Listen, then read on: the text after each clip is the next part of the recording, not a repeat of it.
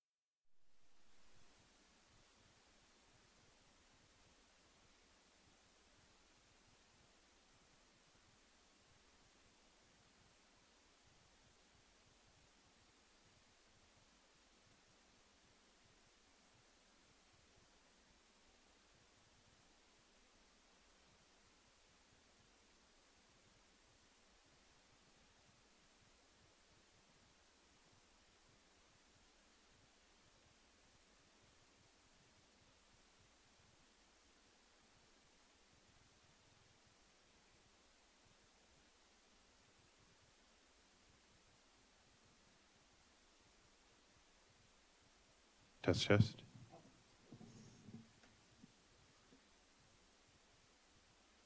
Okay, well, good afternoon. It's 2 o'clock sharp. We're having a special finance committee on Thursday, the 1st of September. This is our call to order. I'll open up to any public or committee comments. Do we have a public? Okay, Mel, can I get you to talk into the mic, please? sorry. That better? That better? That better? A little.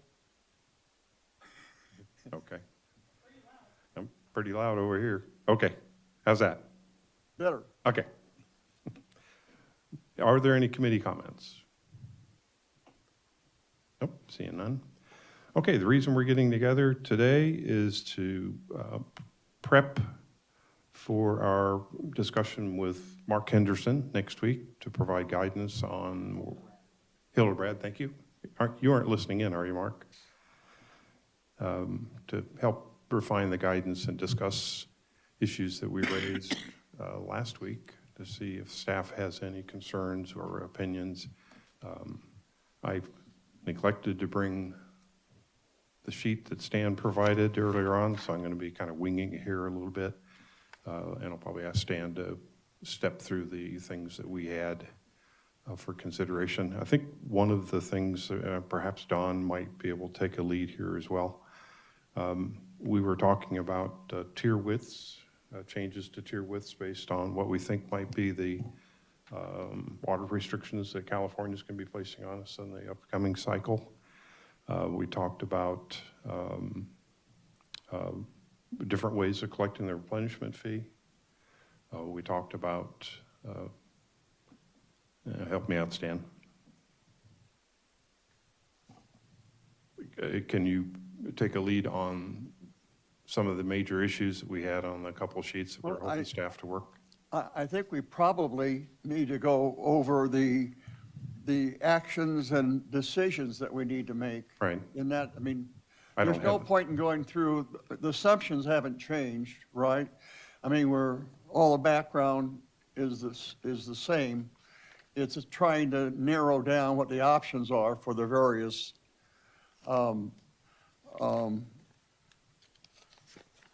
actions and decisions that we have to make, right? Agree.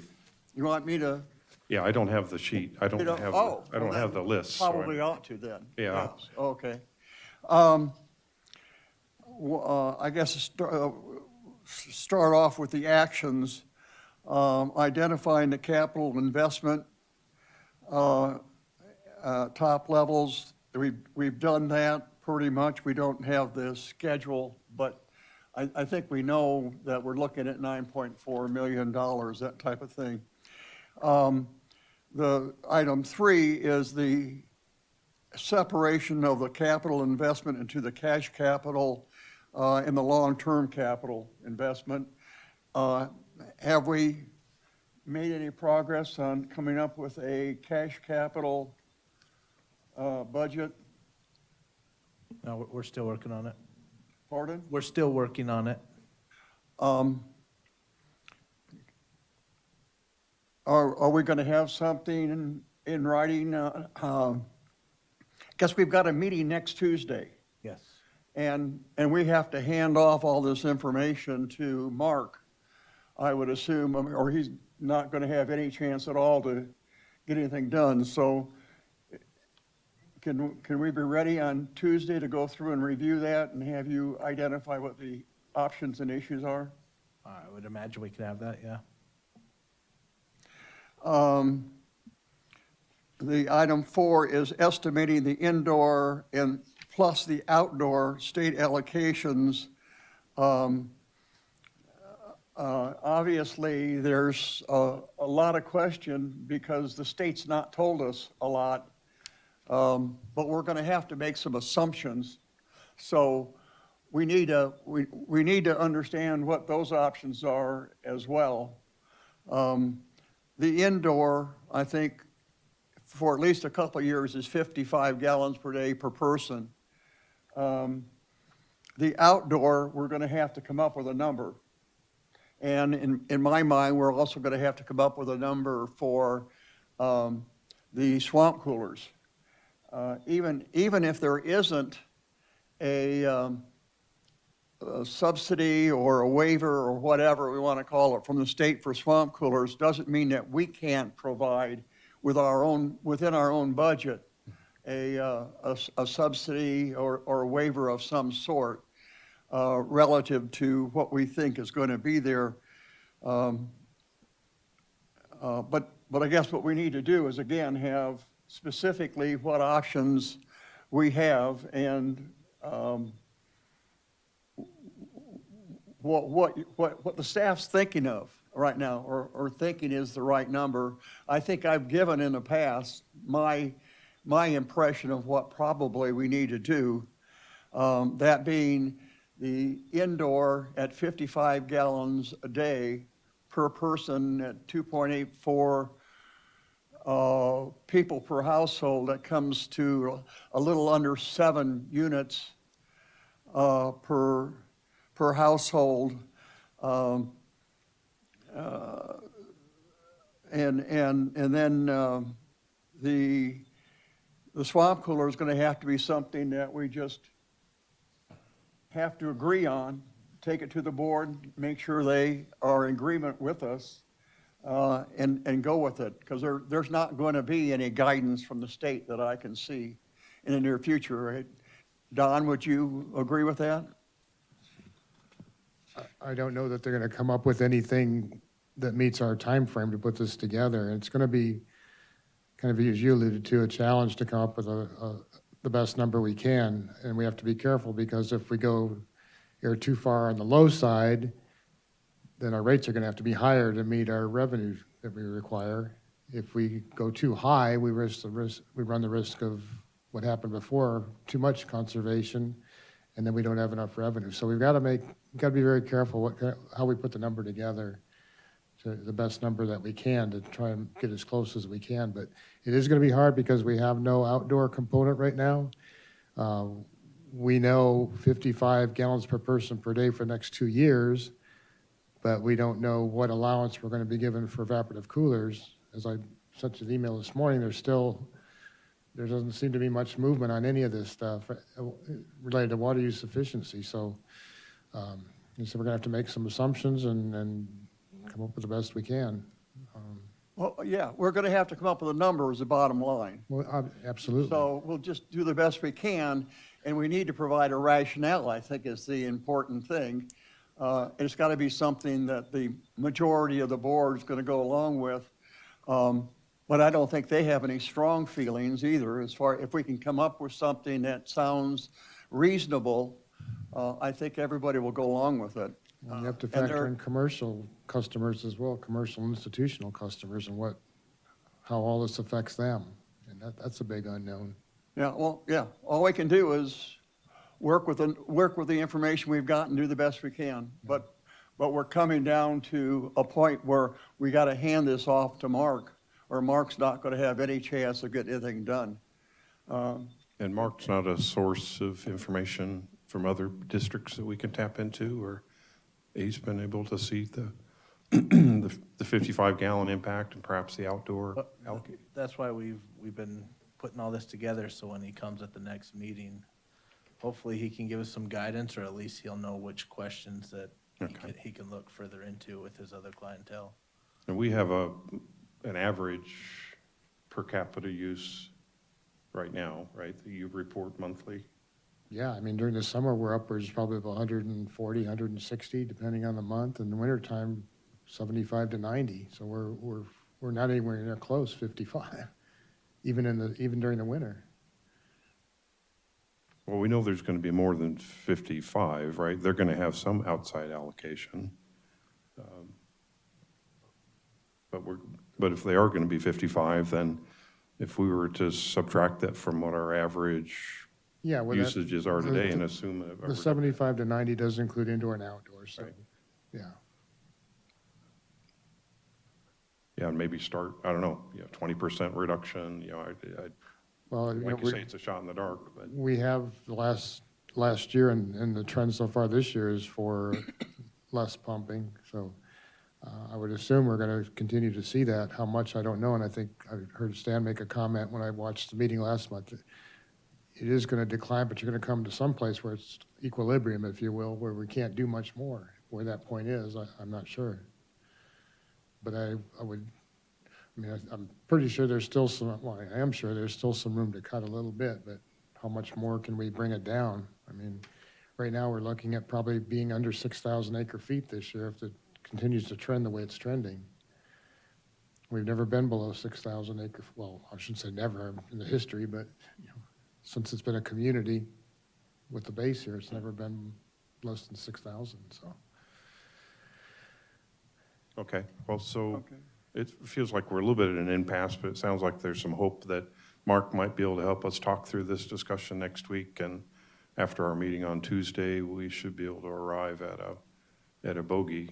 We may not like it, but we know the trend, and so it's unlikely we're going to see more water allocated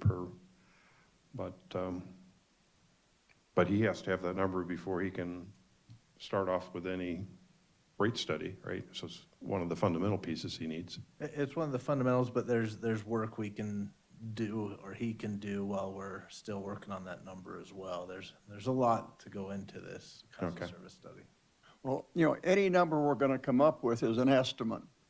We're not going to know hard numbers. And it seems to me that what we'll know next week is probably as good as anything we know 2 weeks or 3 weeks or a month from now. And one thing I don't want to do is throw it at Mark and make him responsible for a number that we probably should have a better handle on Well, than he absolutely. has. Yeah, So, he's not gonna know. It's our job to give him a number. It's our job to give him a number, he's not gonna know. yeah. Okay, so getting those allocations sort of leads up to how much water are we going to assume we're going to pump? Obviously, the amount of water that we're pumping has been going down now for a year. And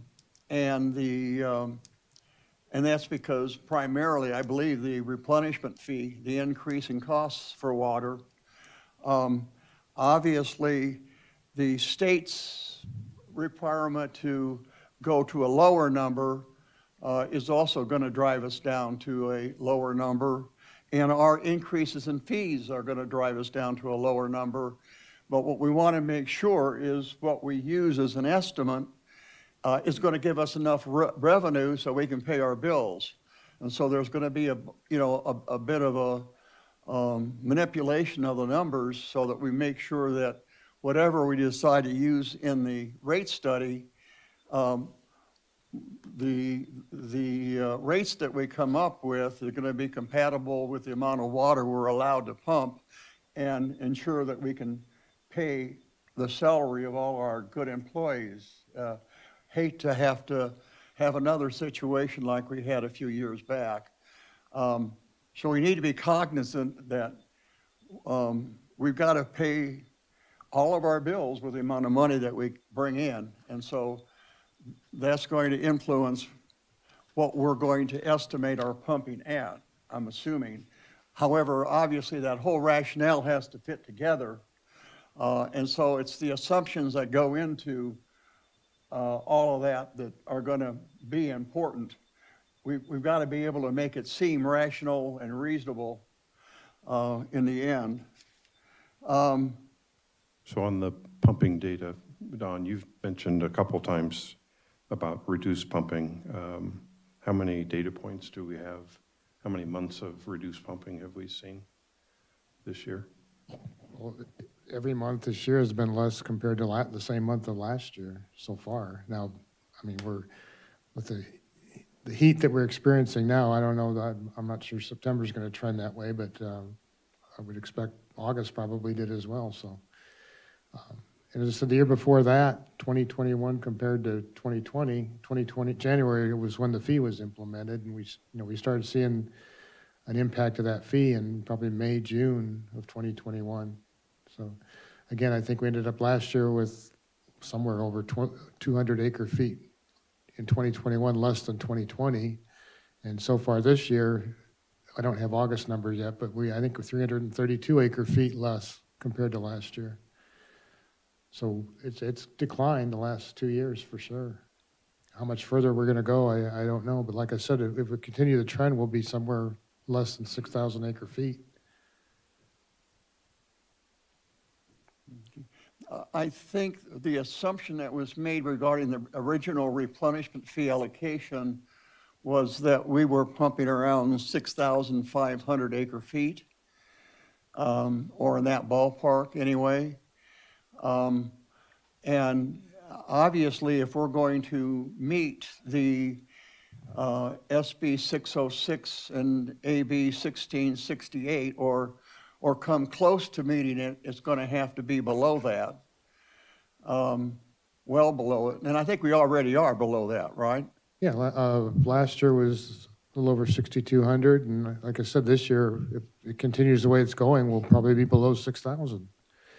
We've been below 6,500 the last 3 years, I think. Okay, well, and again, that goes back into, we got lots of different factors entering in. We're being forced to try to get down to the state requirement, we know we're already going down in terms of the amount that we're pumping because of the replenishment fee.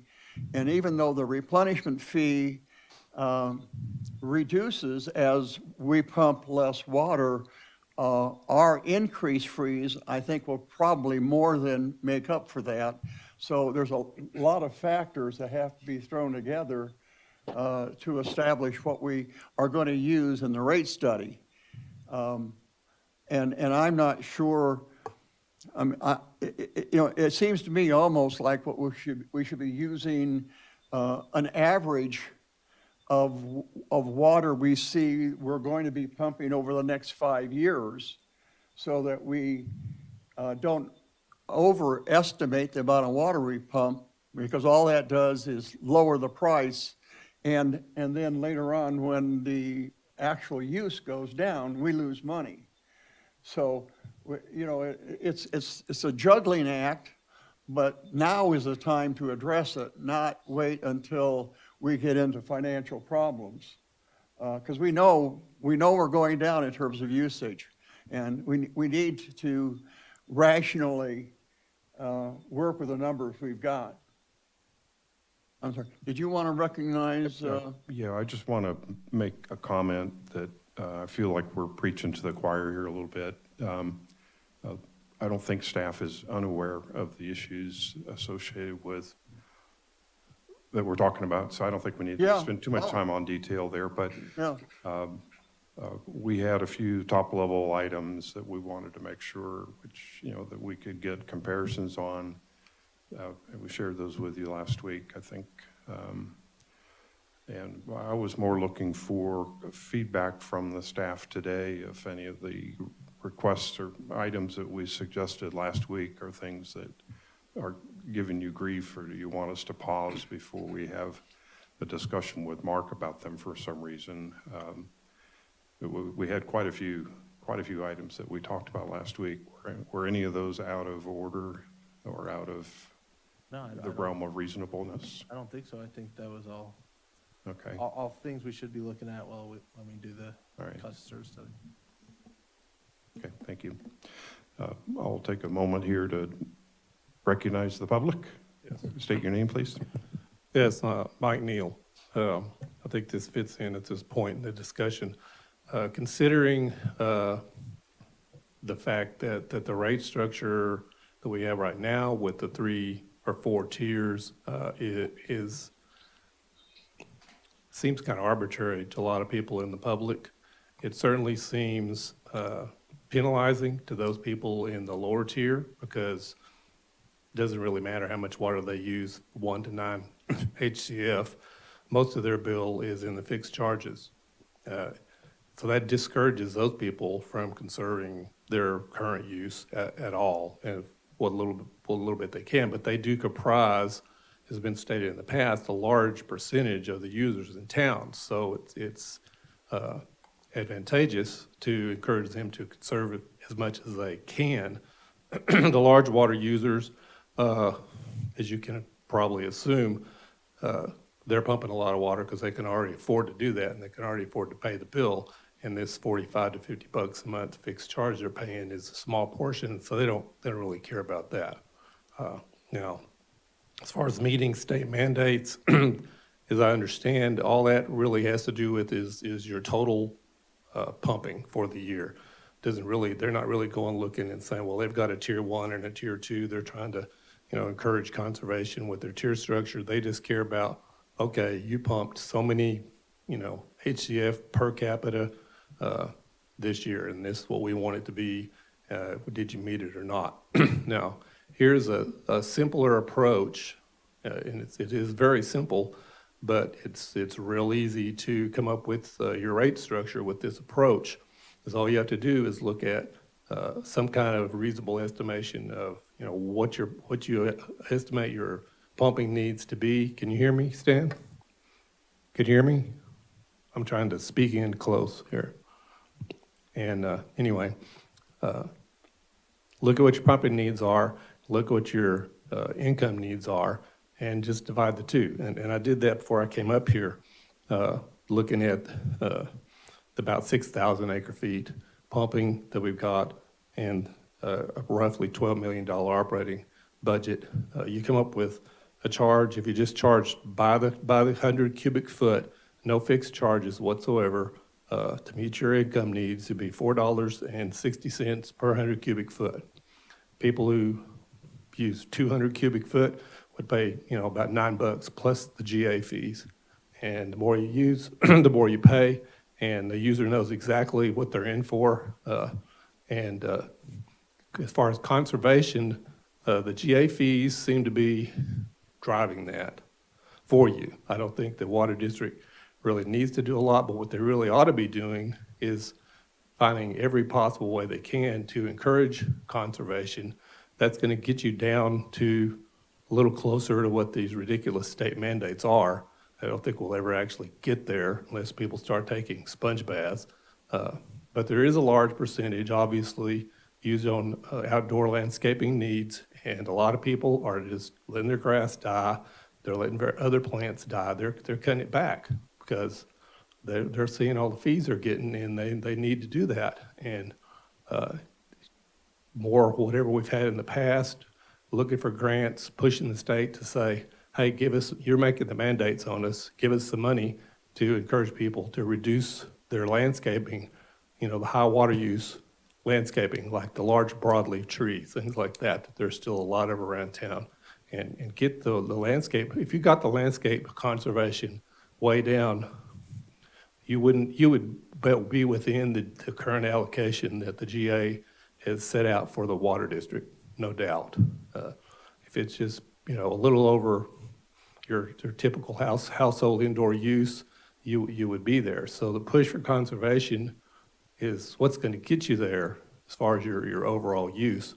But so what I'm doing is encouraging you to ask your consultant to throw out this other option, which is just straight line per 100 cubic foot charging structure, and look at what the capital needs are and give you a number and say, okay, if you do it this way, then you need to charge X number of dollars per 100 cubic foot, regardless of what the person uses, doesn't change.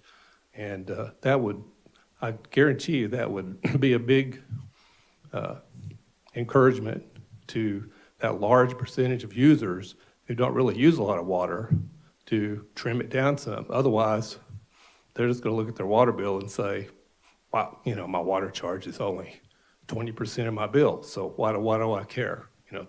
If they get them to care, you might get actually a little more conservation, and it'll make it easy in years down the line.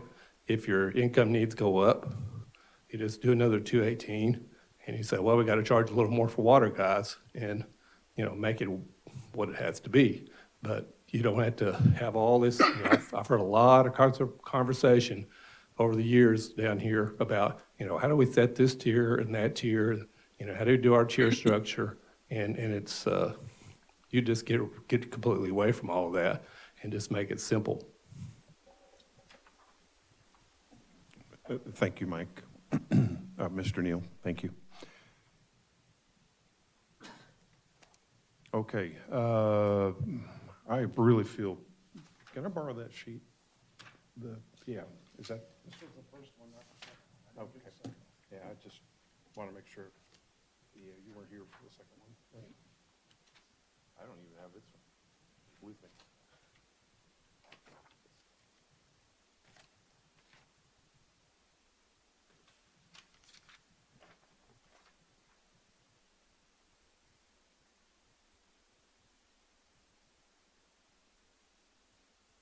Has Mark ever provided us alternative to the tier structures in the past, or have we asked him to, or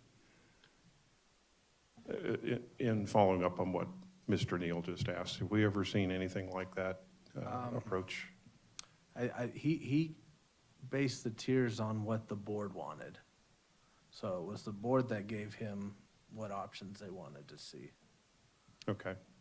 And could you take just a moment, Dawn, and remind everybody of the approach on establishing the tiers before? Because I know it took a lot of data in. Yeah, mind, the current rates are 0 to 900 cubic feet, and that is based on safety and health needs for the typical family. And then the second tier is 9.01 to, what is it, 7? The second tier is intended to cover,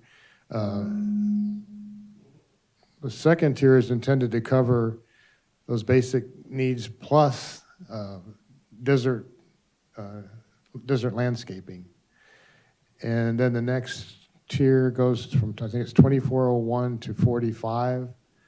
That's tier 3, and that is intended to cover landscaping with turf. And then 45.0100 cubic feet above that is tier 4, and that is essentially excessive use. Yeah, okay, thank you.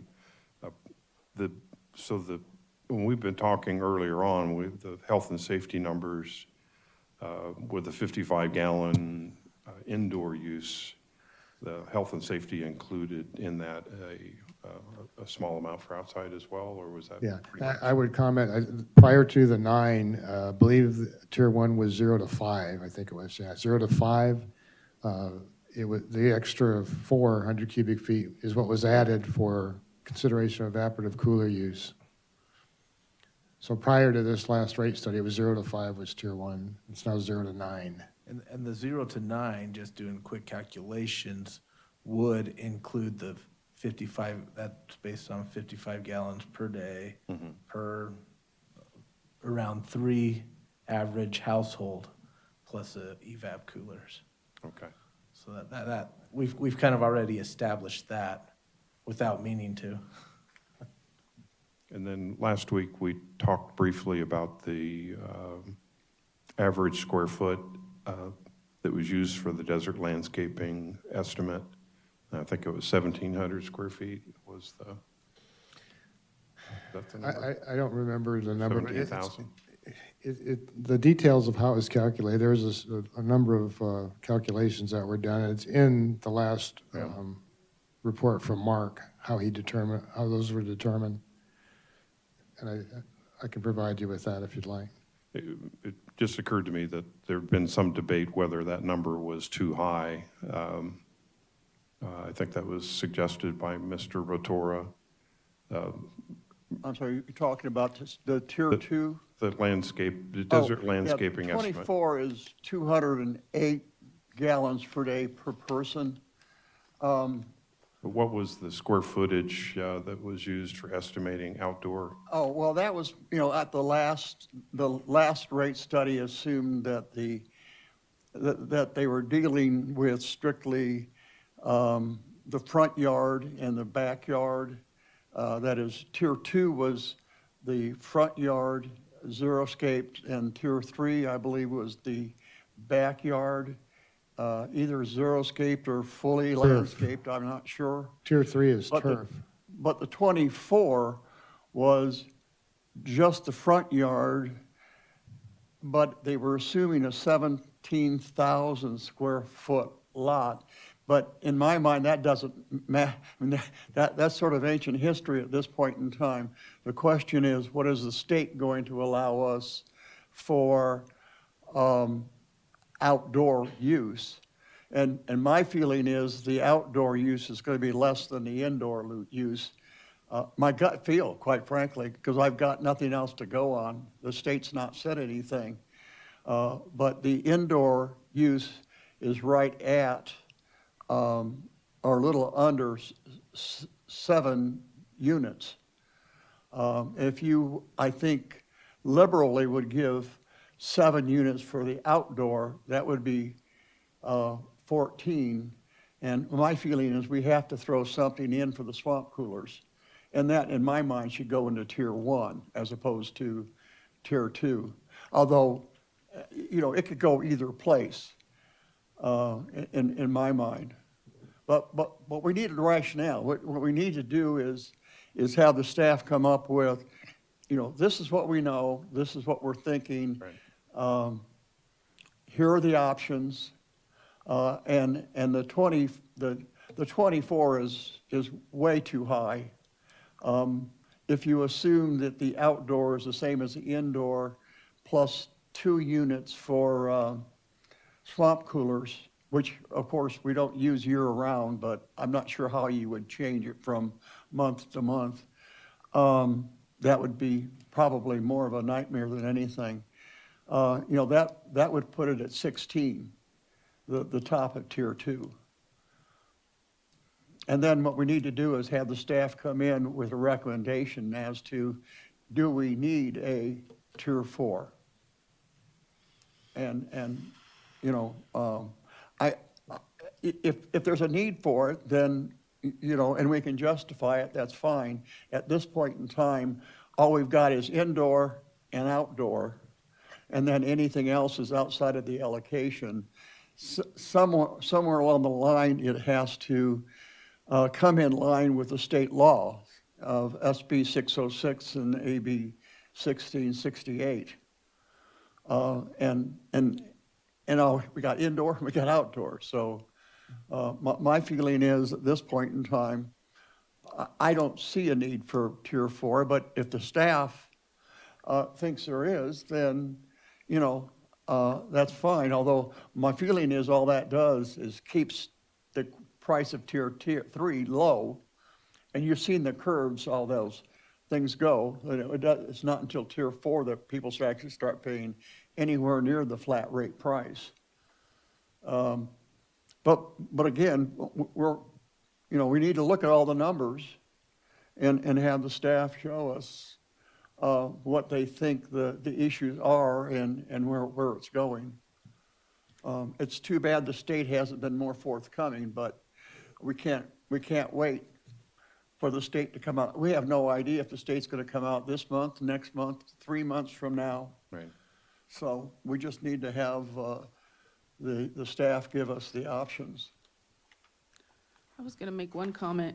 I remember in the last cost of service study, we did include some water in there, remembering that we have a lot of people with larger lots. Not everybody lives on a small city lot, and a lot of people have farm animals too around here. So, and believe me, they can drink a lot of water in the summer, because we have them at my house, and our water bill really goes up in the summer when we have no grass or anything. So I think there was some thought given to that too in the last rate study, not just thinking about landscape, but also thinking about people that have, several swamp coolers and have animals and stuff that drink water too. Well, I guess, I'm sorry. No, I'm done now. Maybe part of the rationale for where we set our tiers has to be consideration of how we're going to convince the state that we're attempting to get to their numbers. And like right now, the 24 is, at 208 gallons per person per day is laughable in my mind. Yeah, without having indoor and outdoor meters on everybody's house and property, I don't know how we're ever going to answer the state on outdoor usage. You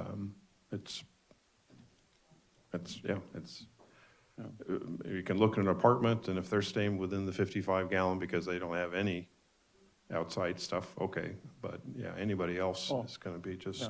Well, of course, it's the apartments and the apartment dwellers who don't have landscaping is Right. what's allowing us to come anywhere close to and I'm sure the state understands that. It's on the average, you have to come to these numbers.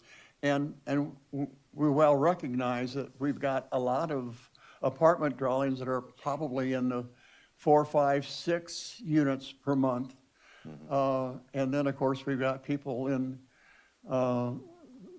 single-family dwellings that are in the 15, 20, 25 units per month. So it all has to average out. But in my mind, the tier levels have to be set to encourage meeting the state law.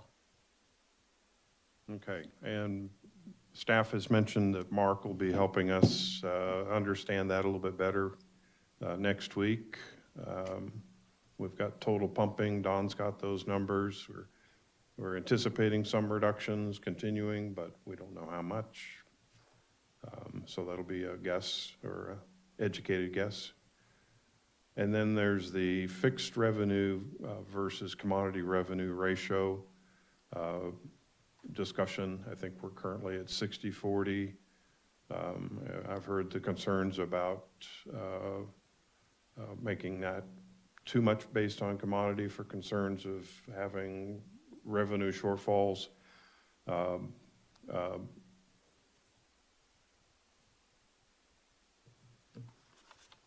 Is there any evidence that we have that we're doing okay with less than a 60-40 in the past? Have we been 60-40 for an extended period of time, or were we at one time? There's an argument for shifting that down. We actually reduced it the last cost of service study. It was, what was it, 65, 35, 60, 62, 66? 66-34, so we knocked it down to 60-40. As we've said before, staff has said, it's something you want to be careful you're adjusting because As you go down, then your volatility with conservation and changing consumption creates a larger risk. And we're going to be Well, you know, if likely we're seeing gonna- a lot of that. If we're gonna get down to where the state wants us to be, we're gonna have to put more emphasis on the commodities rather than the fixed. Or it's in your tiers. You can do the same thing with your tier structure. yeah, I keep hearing that argument, No, but the numbers show no, that no, you there is can't. conservation. It turns out when you've already got more than half of your money coming from your fix, there's not enough revenue left to use the tier structure to do that. But we've already seen a decline in usage due to the consumption fees. Whether it's the GA fee, Yeah. when you're paying more for, even in your consumption rates, we have seen a decrease. That's the point that keeps being missed is that you keep saying we don't see conservation, but we've gone from 9,000 and we're going to be below 6,000. So No, there's conservation taking place, whether we No. what we attribute it to, it's No, taking place. the reason the pumping has gone down is because of the additional $1.75 or $1.80 that It went down before that, Stan. It was 9,200. It went down before the fee. The fee's only been in place a year and a half. No, well, nonetheless, I think most of the board feels that right now we're putting too much burden on people with fixed incomes. So one of the trades we want to see is what happens to the numbers when we look at lower income from the fixed fees and more emphasis on the commodity fees. Because eventually, as pumping goes down even further, the amount of expense on the part of the replenishment fee will be going down.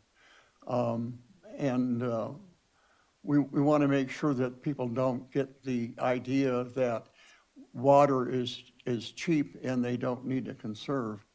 But again, in my mind, we need to focus on making sure we do at least make a good college try at getting our pumping to be consistent with the new state laws. So one of the things that, coming out of that discussion, I think, is we'd like Mark to look at a scenario which has a different fixed to commodity revenue ratio, so we can kind of look at the numbers. And I don't know how hard that is for him to do. It seems to me to be relatively straightforward, but I don't know what I don't know. So, I don't want to burden him down with something that, is an analytical nightmare. But if he can just switch, things in his spreadsheet so we can see what the impacts are. The other That area. could be one of the trade-offs that Could we be a actually trade. provide to the whole board, One is of looking the, at those different ratios of fixed to commodity fees.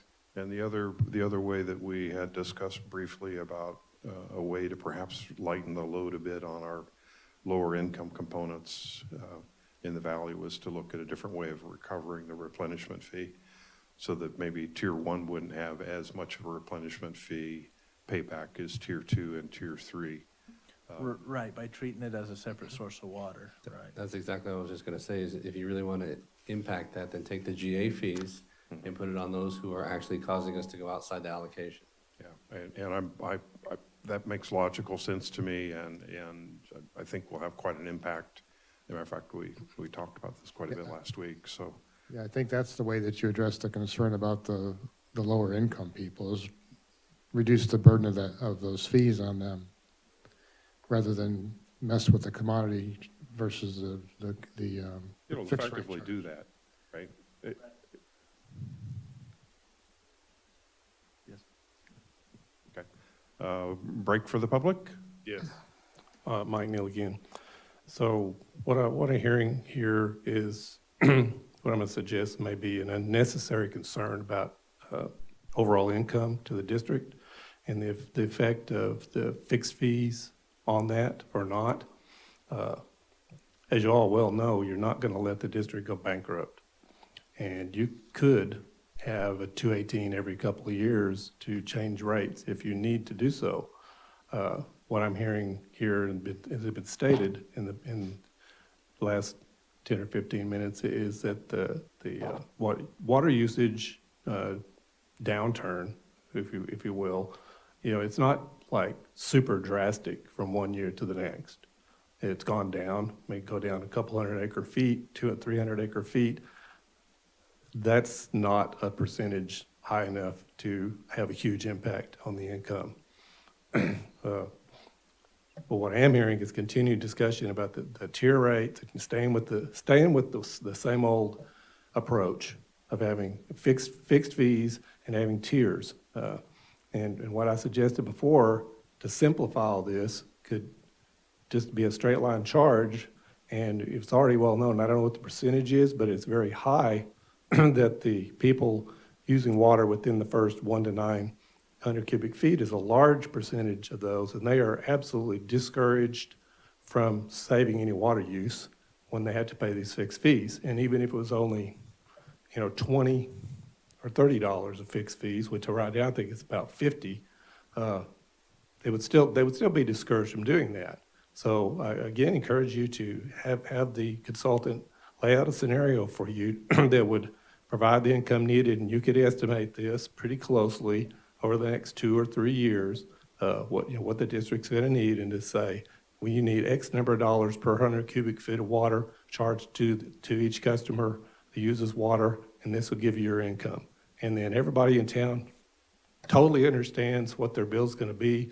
They're not looking at it going, what is all this business with all these tiers, and why do we do this, and why do I have to pay these fixed fees when I only use a couple hundred cubic feet of water, per year, and they gripe and grumble because it's just a little too complex, and it appears to be more complex than it really needs to be. I mean, it's like pumping gas, basically. You pay so much per gallon. Well, you should just pay the water district so much per 100 cubic feet of water that you use. And if you guys had to do more frequent rate adjustments, then, do that. And in the meantime, prove to the state that you're encouraging conservation by getting more aggressive. And I applaud you on the social media posts that have gone out, the survey that went out recently, things like that, okay? You're learning how to make use of those things, and you make use of those more and more in the future, and push for, like I said, funding from the state that's mandating this on you, and they should be funding what they're mandating, and tell them, give us money. You want us to conserve? Give us money to get people to reduce their outdoor plants that they've got, which are using a huge amount of the water, and get it down more closer to desert landscape. And, then they'd see the progress going on, and then they're not going to say, well, we're going to fine you because you didn't get to such and such a number exactly. They look for progress, and they see it, then they're not going to say, well, they're doing nothing, so we need to fine them. They see that those guys are working on it, and they're trying to get there, And I don't think you'd have to really go into this scare zone that's always thrown out about, fixed mandates like this. And they say, they're gonna fine us $10,000 a day. Well, I've never seen that happen or even anything close to it. And I think it's not gonna happen if the district continues to be, very, let's say, pushy about trying to get people who have plants that are using a lot of water to reduce those. And having a fixed line, straight line charge system makes your job real easy. And it makes it real apparent to the public what they're paying for the commodity that they're using from the water district. And so I encourage you to, at least get your consultant to look at that. Thank you, Mike. I want to get away from the analogies of pumping gas, ordering food. Speak into the mic, please. I don't want to overpower everybody, but we provide a service for people that is vital to their livelihood. If the gas pump goes down, all that does is cost them revenue. We go down, people don't have water. So when that tap, that's what the ready to serve charge covers, is for that. When you go to the tap, the water's on all the time. So it's just something to consider. Yeah, it's an oversimplification of a comparison, but I understand where Mike's coming from, and there may be a way that we can think of different ways of doing this in the future. But having said that, another way would be to give the public better insight into how the tiers are established. And as we talked about earlier on. So to that point, as you know, I do a quarterly column. Right. That's what the column is. I've already drafted it. It'll probably go to the newspapers next week, but it's longer than normal because they usually like a page and a third. It's 2 pages. It explains every charge on the bill, the zone charge, the arsenic charge, where it came from, what it is. It explains the tiers. It explains the GA fees. And it's being driven by, I see comments on Facebook, like I use $3.50 of water and my bill's $100. You didn't use $3.50 worth of water. As Jason said, we have to make sure that people have water on demand, a safe, reliable source of water on demand. That's what you're paying for. And so I've seen the comments on Facebook. I've heard customer service comments. So I feel a need to get it out there as an article. We'll put it on the website. Providence, our PR firm, is going to make use of that. Good. So hopefully that helps. Yeah, good. Those are very positive steps forward. It is confusing, or can be confusing. And even, unfortunately, even if we go through the effort of increasing the transparency, there'll still be folks that don't read it. They'll still be looking at the bill every month and getting pissed off. Speak into the mic. Yep. Yep, no problem. It's right here. Okay, so the last item on the decision list was budget scenarios to be given to the full board. Did you have some thoughts there, or were you looking for advice from the staff as to what budget? I'm in it. I can't hear you. I can assure you, Stan, that everybody can hear me. I can. It's loud. It's loud, so there might be something going on up. Yeah, no, I had some problems with my ears last night, and today I'm having real trouble. But I want to make sure that we do get, I think the mic works if you stand close enough to it, that we do get the trade-offs on those ratios so that we can show the whole board what they do. Again, I understand all of the issues regarding the ready to serve and everything else, but right now we're putting too much burden on our fixed income ratepayers, and we need to equalize that a little bit to make it more equitable. We will always have reliable water, as far as I'm concerned. That's just part of the job, and we shouldn't have to rely on the people with low incomes, minimum wage incomes, and fixed incomes to help us do that. It's our job to make it happen. So we do want to see the trades between some various ratios of of fixed to commodity fees. And one of those including the replenishment fee recovery differences. We talked about the replenishment fee the last time, and Ty brought up a alternative to what you and I had suggested. But quite frankly, after going home and looking at the numbers, I think his suggestion was to put it under water supply. But water supply, unfortunately, is part of the base capacity and function when you dole out all the rate information. And that puts a large amount of money, of revenue placed into the fixed realm again, the fixed revenue area. And in addition to that, it puts everything else into tier one. It doesn't put any additional money into tiers 2 or tiers 3. And so what we really need is something that offsets the, right now I think we'd be better off staying with what we got. We can look at the numbers, but based upon just the equations and how the things work out, it doesn't do it. So what we need the staff to do is to look at ways to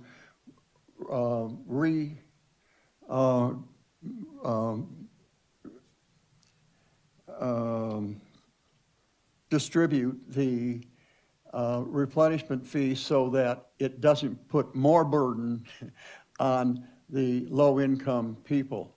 I And think that's the that whole was of I think that was the intent. Right, that Yeah, was, and- yeah, and what I any- was recommending is you treat it as a separate source of water. It would only be charged to that tier that puts us over the allocation.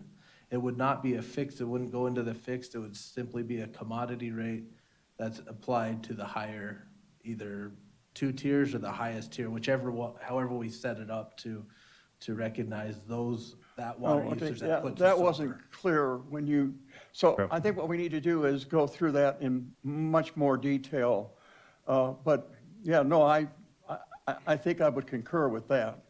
Again, what I don't want to do is put more burden on people with fixed incomes.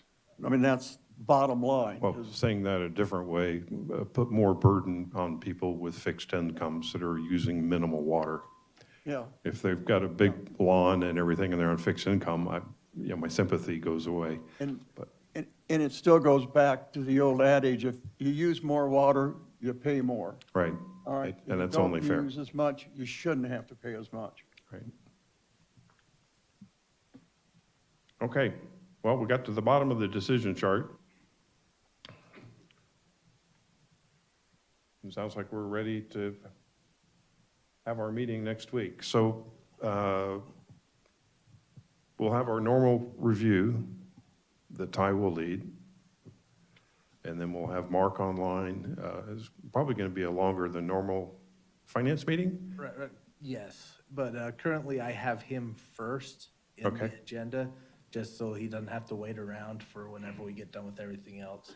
So we'll start with Mark and going over all this, and then we'll finish with the regular items we have at committee meeting. Okay, what's the best way that we can prepare Mark for that discussion so he doesn't require a lot of ramp-up time in real time? I'm gonna send him all of the packet that Stan put together, as well as I've got the notes from today's meetings on items we'd like to discuss with him, and Okay, we should be able to go from there. all right.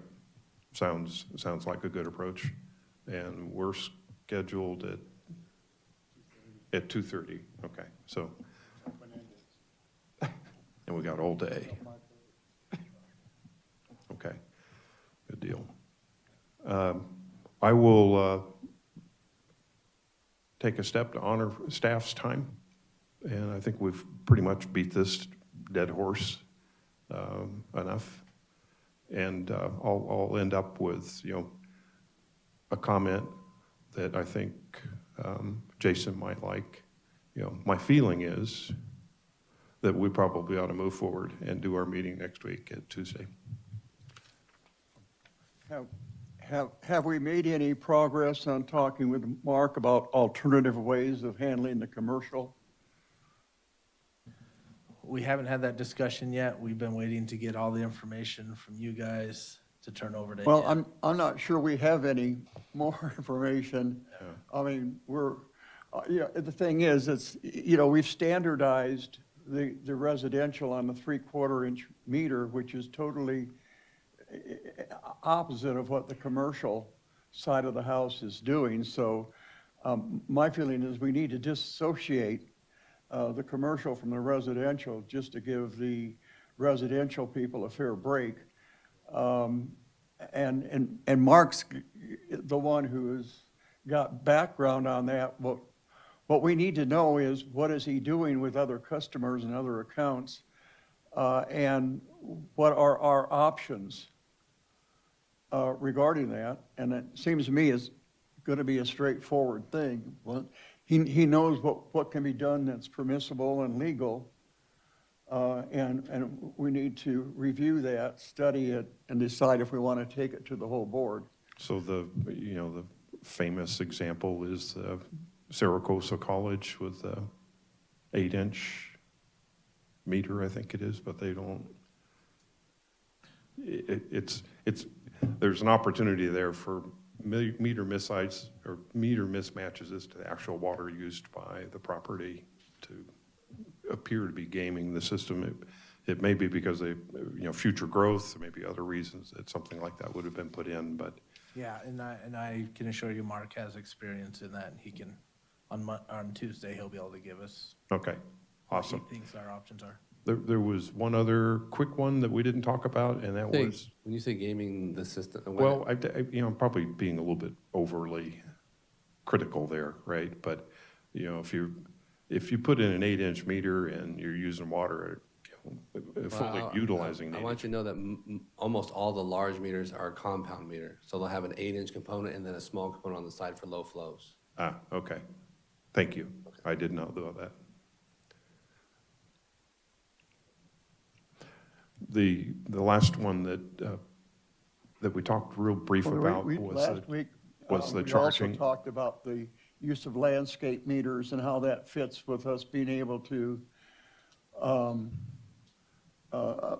meet the state requirements with regard to indoor and outdoor. We need to somehow, I have no idea when the landscape issue came into our manual in terms of being able to have both a sort of a combined indoor-outdoor meter with a landscape meter. But obviously, the landscape meter is outdoor, and it has to be added in with the indoor. And somehow, our costing, our rates have to figure out, how you shouldn't be able to reduce your bill by adding additional meters. Well, so the argument I think- was, why would landscape water in that case be charged at a tier 1 rate? Almost automatically go to tier 2 immediately because Right. they're outside. If you've got a tier 1 rate feeding the house, it makes sense, right? It's nice to get 2 meters. I wish everybody had 2 meters. That would make Yeah, Don's job a lot easier. yeah.